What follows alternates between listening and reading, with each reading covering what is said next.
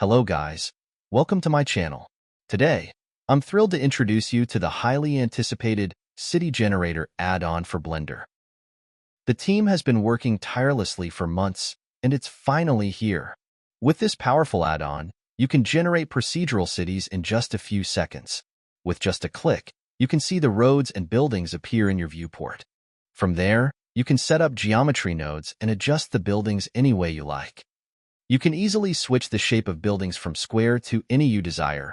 You can also control the height of the buildings and the distance between them.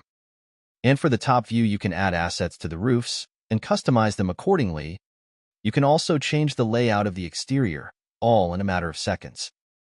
Moving on to the roads and traffic, everything is adjustable. You can create realistic roads, adjust their width, apply different textures, add lines and zebra crossings to make it look like a real city road. With the traffic simulation feature, you can even place cars on the streets, control their speed, size, amount, and color, adjust their headlights, and manage intersections to ensure everything runs smoothly.